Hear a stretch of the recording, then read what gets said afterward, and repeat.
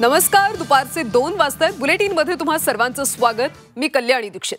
बुलेटिनची सुरुवात करूयात राज्याच्या राजकारणातल्या एका मोठ्या बातमीने. राष्ट्रवादी काँग्रेस शरद पवार पक्षाचे सर्वेसर्वा शरद पवार आणि मुख्यमंत्री देवेंद्र फडणवीस यांची भेट होण्याची शक्यता आहे. आज किंवा उद्या ही भेट होणार असल्याचं समजतंय. या भेटीत शेतकऱ्यांच्या प्रश्नावर चर्चा होणार असल्याची माहिती सूत्रांनी दिली. याशिवाय विधिमंडळ लॉबीतली मारहाण, वादग्रस्त मंत्री प्रकरण यासह विविध विषयांवर चर्चा होण्याची शक्यता आहे.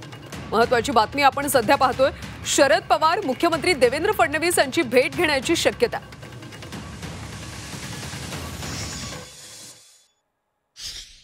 काही अडचणी आहेत ज्याच्यामध्ये शेतकरी, कष्टकरी, महिला सुरक्षितता विषय, अनेक विषय आहेत. पवार साहेबांची भूमिका तुम्ही जर बघितली तर विरोधाला विरोध ते कधी करत नसतात. जेव्हा एखादा विषय दादासाहेबांना महत्त्वाचा वाटला तो विषय घेऊन ते कोणालाही तिथे भेटत असतात. ते मुख्यमंत्री साहेबांना भेटणार आहेत का नाही हे मला सांगता येणार नाही, पण उद्या जाऊन तर पवार साहेब तिथं मुख्यमंत्र्यांना भेटले तर या महाराष्ट्रातल्या सामान्य लोकांचाच कुठला तरी महत्त्वाचा विषय असेल. नाहीतर सरकार ज्या पद्धतीने आपल्या यंत्रणेचा वापर करून काही लोकांवर आणि खास करून विरोधी पक्षातल्या लोकांवर तिथं जी कारवाई करते तोही मुद्दा असू शकतो. त्यामुळे उद्या जाऊन साहेब जर भेटले तर भेटतील तर फक्त महाराष्ट्रासाठी भेटतील, बाकी दुसरा कुठला विषय त्याच्यामध्ये नसेल. शेतकऱ्याच्या प्रश्नाकरता अशा भेटी घेतल्याच पाहिजे, अशा भेटी झाल्याही पाहिजे. कारण शरद पवार साहेबांच्या संपूर्ण आयुष्याच्या जे काही त्यांचा प्रवास राहिला आहे त्या प्रवासातनं जे काही अनुभव आहे शरद पवार साहेबांना, त्या अनुभवाची फायदा सरकारला होत असतो. शेवटी आमच्याकडे लोक भेटतात सकाळपासून, त्यांच्याही जे काही निवेदन येतात त्याचाच आम्हाला फायदा होतो.